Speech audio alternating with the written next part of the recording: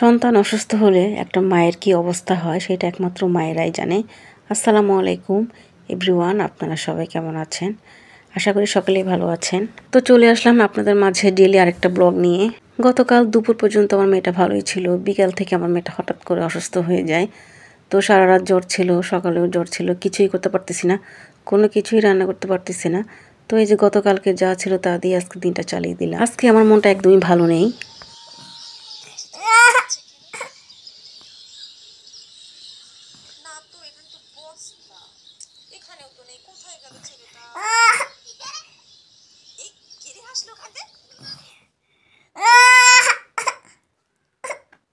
কি হয়েছে মামুনি? ভালো লাগে না আম্মু? আমার আম্মুটা জ্বর জ্বর হয়েছে, আমার মাটার শরীর একদম ভালো না, কিছুই খাওয়া দাওয়া করতেছে না আমার মামুনিটা। তো খাওয়া দাওয়া একদমই বন্ধ, কিছুই খাচ্ছে না। অন্যদিকে বিকেলটা আমি এই যে মেয়েটাকে ঘুম পাড়িয়ে একটু ছাদে উঠলাম, গাছে পানি দিতে হবে।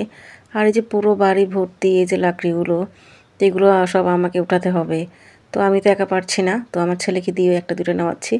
তো আমার ছেলেটাও মাশাআল্লাহ আমাকে একটু একটু হেল্প করছে। তো এতগুলো লাকড়ি সব উঠাতে হবে, আবার সকালে সবগুলো নামাতে হবে।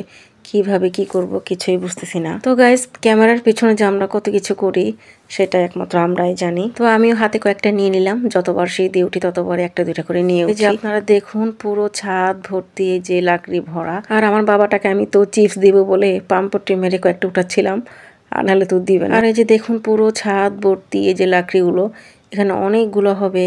কিভাবে কি করবো, এতগুলো লাকড়ি সব নিচে নামাতে হবে সকালে। আর এই যে আমার বাবাটা একটা একটা করে আনছে।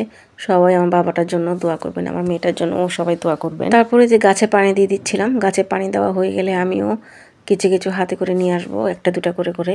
আর আমাদের সেটাও অনেক উঁচু, এখানে ওঠানামা করতেও অনেকটা কষ্টকর। নিচু হলে তো কোনো সমস্যাই ছিল না। আর আমার বাবাটার জন্য অনেক মায়া লাগছিল, তো কি করব, কিছুই করার নাই। তো আমার মেয়েটার জ্বর হওয়ার পর থেকে 5 মিনিটও ঘুমায় না ঠিক মতো। 5 মিনিট ঘুমায়, 5 মিনিট উঠে কান্নাকাটি করে। আর এই যে আমি কিছু সরিষা গাছ লাগিয়েছিলাম, ফুলগুলো দেখতে মাশাআল্লাহ অনেকটা সুন্দর লাগছিল, তাই না? অন্যদিকে আমার ছেলের অবস্থা দেখেন।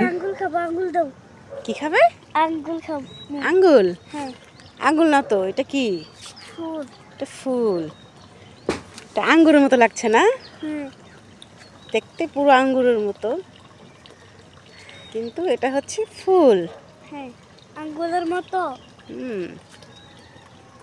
আম্মু, এর ভিতরে কি জানি পাইছে। তারপর আমার ছেলেটা দেখতেছে এটার ভিতর কি আছে, তো এটা খুলে দেখতেছে আর বলতেছে আম্মু দেখো এটার ভিতরে কি। সো গাইস, আমার ভিডিওটা যে যেখান থেকে দেখবেন, ভালো লাগলে লাইক কমেন্ট করে পাশে থাকবেন। আজকের মতো এখানেই বিদায় নিচ্ছি।